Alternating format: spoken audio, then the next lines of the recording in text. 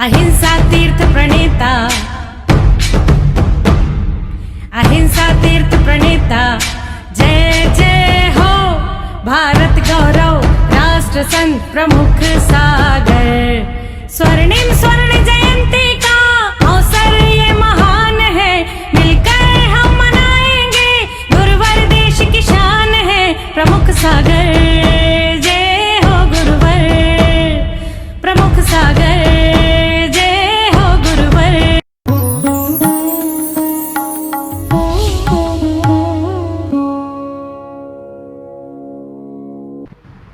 ओम नमः।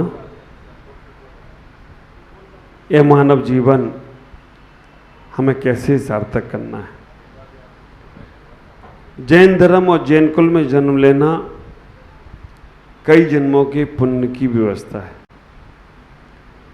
कुछ जन्मों के पुण्य से हमें अपने जीवन में मनुष्य पर्याय प्राप्त होती है। हम लोग 6 डाला में पढ़ते हैं, दुर्लभ लही चिंतामणि, त्यों पर्याय लही त्रस्तनि। लट पीपिल अल आद शरीर, धर धर मरियो सही बहुपी। आप विचार करें, जीवन में इस मनुष्य पर्याय को हमने जो पाया है, बहुत बहुत जन्मों के पुण्य से हमने प्राप्त किया है। और इस मनुष्य पर्याय को पाने के बाद अगर हमने कोई कार्य अपने जीवन में अच्छे नहीं किए तो आया राम और गया राम हम बंधे ही हैं। कैसे हमें इसको सार्थक करने का प्रयास करना है, कैसे हमें अपने पुण्य को बढ़ाने का प्रयास करना है, कैसे अपने जीवन की एक एक श्वास को तो कैसे सार्थक करना है।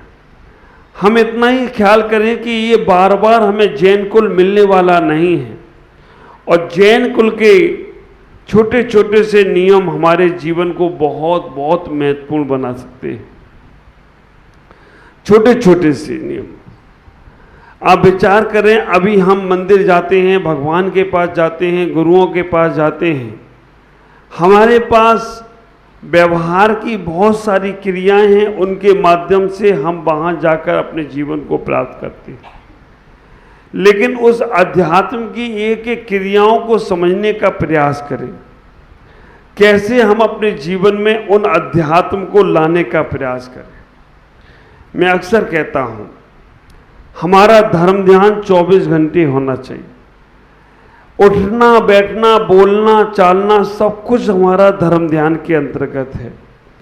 लेकिन हमने सोचा है कि जब मंदिर जाएंगे तो धर्म ध्यान होगा, उसके बाद आप ख्याल करना, हम साधुओं के पास जाएं, भगवान के पास जाएं, गुरुओं के पास जाएं, कैसे नमस्कार करना चाहिए। हमें 7 जगह, आज केवल नमस्कार की विधि सिखाई, हमें 7 जगह साधु को मौन पूर्वक नमस्कार करना है। 7 जगह भगवान के पास हम जाते हैं। आप विचार करके रखना, हमारा जैन धर्म चमत्कार को नमस्कार नहीं करता। हमारा जैन धर्म चमत्कार को नमस्कार नहीं करता, नमस्कार ऐसा करता है कि चमत्कार अपने आप हो जाए तो कोई आश्चर्य की बात नहीं।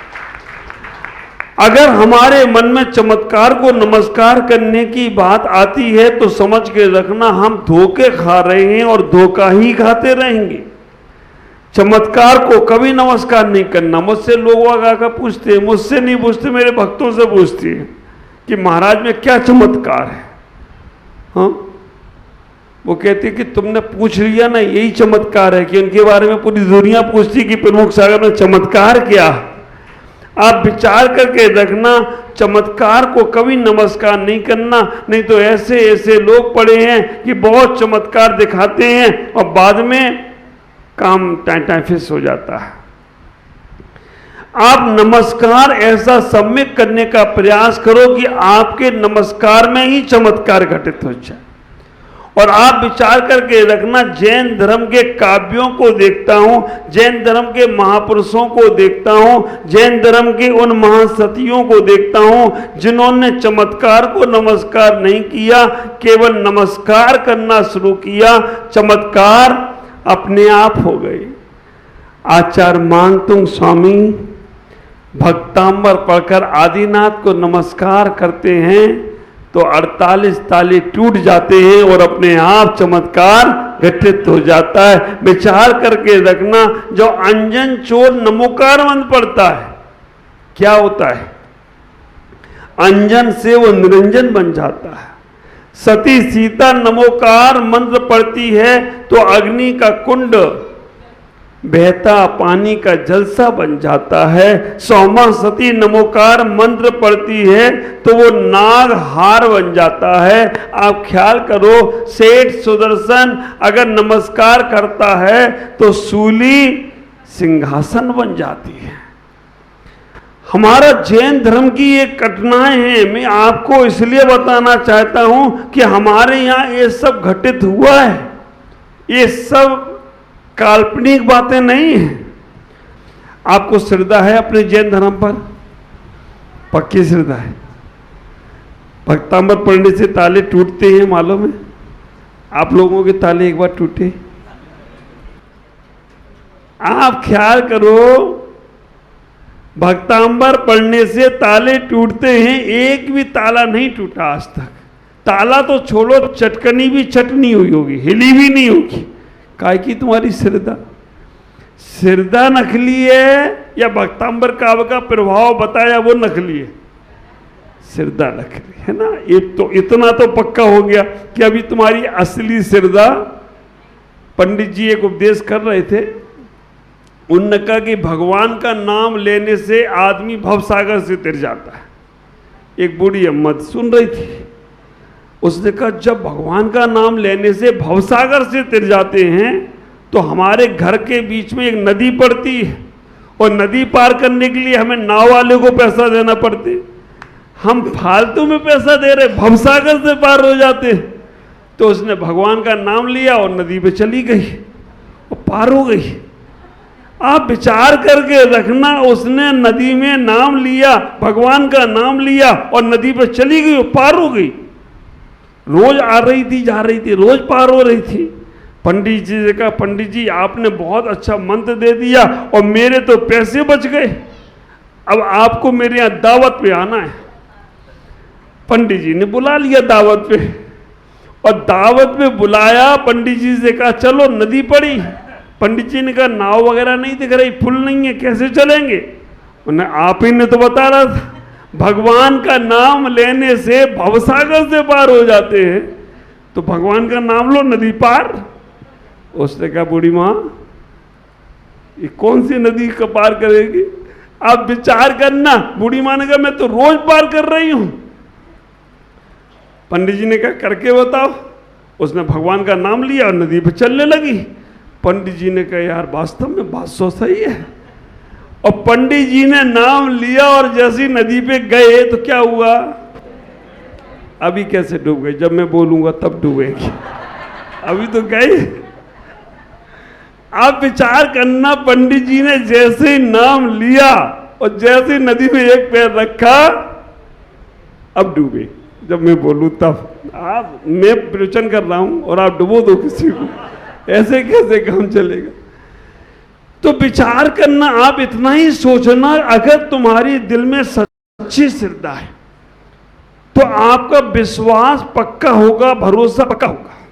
और मैं अक्सर बोलता हूं कि आस पर आसमान टिका है, विश्वास पर इंसान टिका है। मानो या ना मानो इस हकीकत को मित्रों, हम सबकी श्रद्धा पर हमारा भगवान टिका है, हम सबकी श्रद्धा पर हमारा भगवान टिका है। तुम्हारी श्रद्धाएं हैं तो इस मानव देह में आपको महात्मा महाराज दिख रहे हैं, और श्रद्धा नहीं होती तो नग्न आदमी कोई भी बैठा है। तुम्हारी श्रद्धा है तो जिनवाणी दिख रही है, नहीं तो ये तो खाली पन्ने कागज है। मैं आपसे कहना चाहूंगा, जीवन में सब कुछ खत्म हो जाए तो हो जाने देना, लेकिन अपनी श्रद्धाओं को, अपनी आस्थाओं को कभी खत्म मत होने देना। तुम्हारे पास श्रद्धाएं, आस्थाएं जब तक हैं तब तक हम जीवित हैं और हमारा जैन धर्म आखिरी तक रहेगा। हमारी श्रद्धाओं के माध्यम से हम इस जिनकौल को पाए हैं। ख्याल करना, जैन धर्म पे बहुत बार उपसर्ग हुआ है। हमारे मुनिराजों को घानी में पेला गया, हमारे मुनिराजों के चारों तरफ अग्नि जलाई गई, हमारे मुनिराजों के ऊपर सिगड़ी रखी गई, हमारे मुनिराजों को गरम गरम आभूषण पहनाए गए।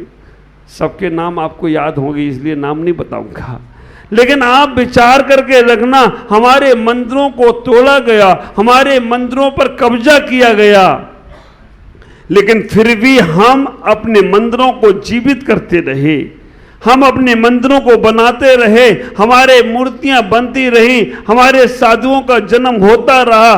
क्यों? केवल हमारी श्रद्धाएं थी, हमारी श्रद्धाएं आस्थाएं थी, तो हमने सब काम पहले कर लिया।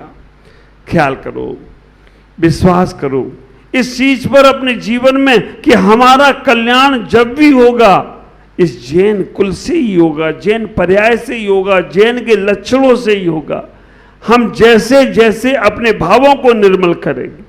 ख्याल करो, पावर हाउस से लाइट आई, पावर हाउस से लाइट आई छोटे छोटे नगर के ट्रांसफार्मरों में, छोटे छोटे नगर के ट्रांसफार्मरों में से लाइट आई मीटरों में, मीटरों से छोटे छोटे आपके स्विच बोर्ड में, स्विच बोर्ड में लाइट आने के बाद भी आपके घर का बल्ब और ट्यूब और पंखा और एसी कूलर नहीं चला।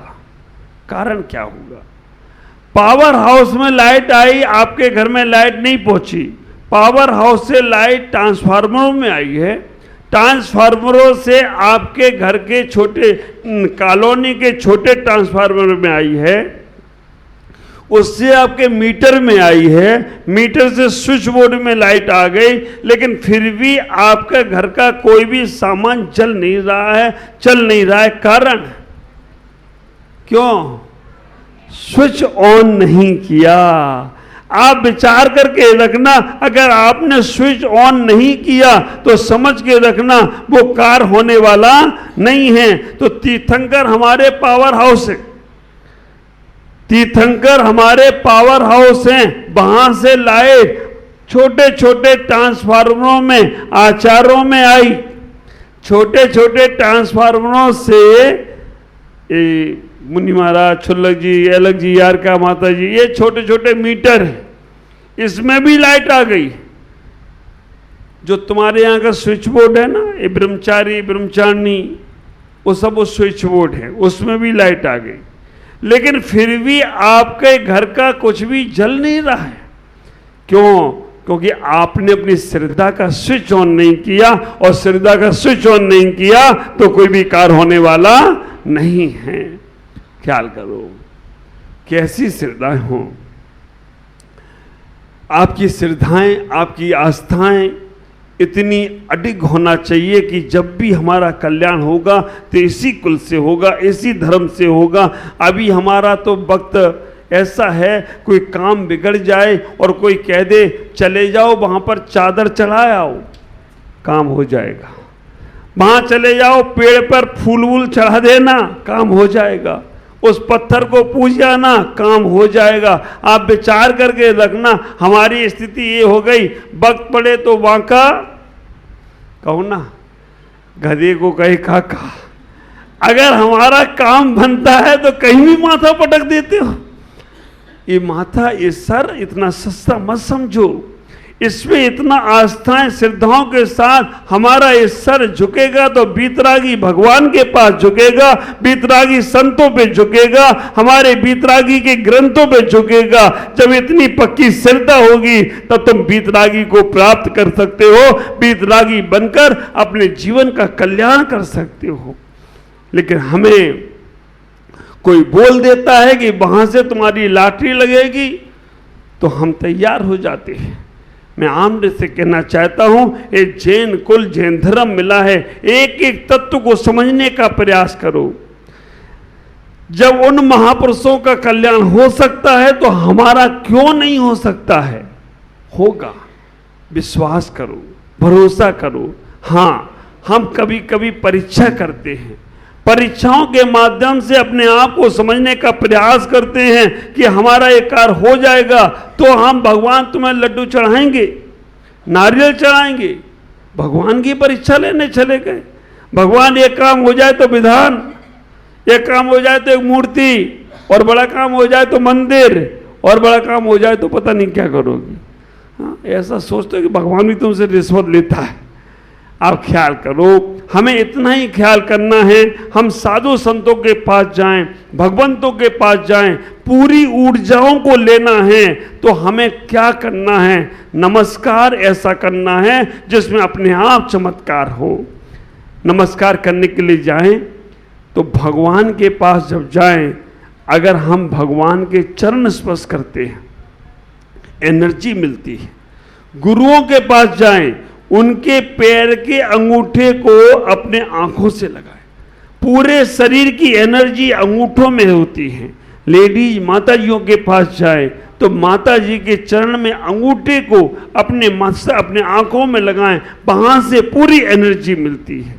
ख्याल करना, जब जाओ तो बैठकर नमस्कार करना, नहीं खड़े खड़े तुम पैर उठाओ, महाराज आंख में लगाना है। मालूम पड़ी महाराज को लगी पटकी, क्योंकि महाराज आप ही ने बताया था, अब हम बैठ तो सकते नहीं हैं, अब तुम्हारे ही पैर ऊपर उठाएंगे, गड़बड़ा जाएगा मामला। इसलिए बैठ के नमस्कार करूं। आदमी नमस्कार बैठ के करते नहीं, खड़े खड़े। पहले का आदमी साष्टांग नमस्कार करता था, साष्टांग, लेकिन फिर वो गया पंचांग में, फिर वो गया 3 अंग में, अभी तो खड़े खड़े सलूट भगवान नमोस्तु।